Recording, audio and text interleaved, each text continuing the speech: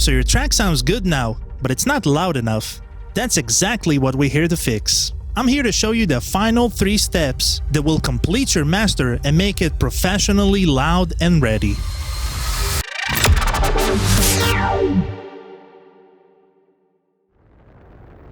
In part 1, we covered the foundation, multiband compression, stereo widening, dynamic frequency taming, and strategic brightening with EQs. If you haven't watched that, go watch it first. But those 4 steps only prepare your track for the real challenge, getting it loud and ready to export. So let's finish this system. Step 5. FreeClip by Ven Audio. Now this is crucial. You should set the threshold to exactly 4 dB above your bass volume. Use an oscilloscope to see when the kick transient reaches the bass waveform height. This isn't aggressive clipping for color, it's surgical removal of rogue transients that would trigger your limiter unnecessarily. If your bass peaks at -18 dB, set the clipper to -14 dB. Simple math, perfect results.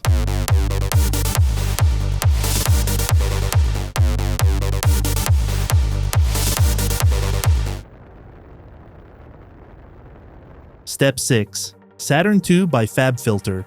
I start by creating 3 bands, 0 to 150 Hz with a 36 dB slope and a clean tape at 20% drive, 150 to 7500 Hz with a 24 dB slope and a warm tube at 20%, 7500 to 20,000 Hz with subtle tape at 25%.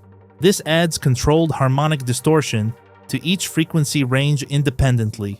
It's the difference between a clean but boring master and one with character and warmth. But remember, mastering is about subtle moves. Don't go crazy here.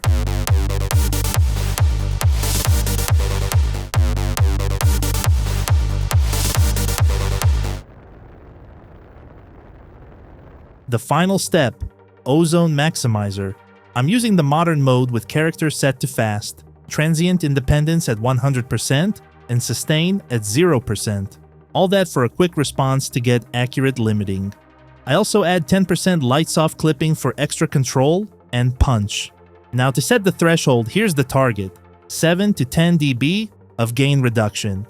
Yes, that's a lot. But because we've prepared everything perfectly, it sounds loud and clean, not squashed. So you should find the perfect threshold value that achieves that, depending on how loud you want your track to be. Pro tip, automate the threshold. Set the value while your drop is playing first, then lower it by 1 dB in the other parts of your track. If your drop needs -17 dB, use -16 dB elsewhere. This makes your drops hit even harder and adds more dynamics to your track. And last but not least, I set the ceiling at -0.2 dB to avoid digital clipping while maximizing loudness. Some people choose to set it lower, but I find it harmless and defeating the purpose of getting your track to be as loud as possible.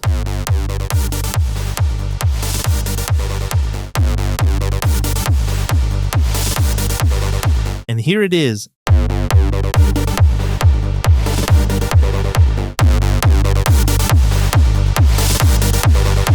Night and day. From amateur to professional in literally 5 minutes. And this works on any genre, as long as you've mixed it properly with the kick as your anchor point.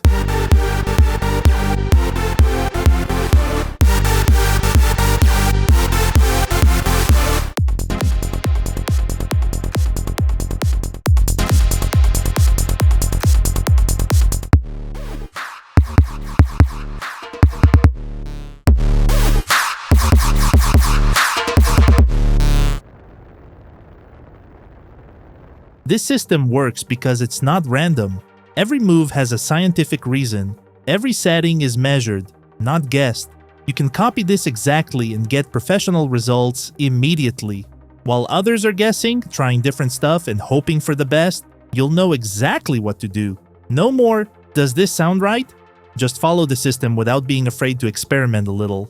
Because with this system, you still have a lot of room for personal artistic decisions. Whether you want your track to be more loud, more bright, or more wide, you have the power to decide while still following a scientific process. But here's something that might shock you. There's one thing that separates producers who make forgettable tracks from the ones who create magic. And I can tell if you have it just by listening to your music. So if you want to know what it is, then hit subscribe right now, because in the next video, I'm revealing the one skill that will make you 10 times better, and most producers completely ignore it.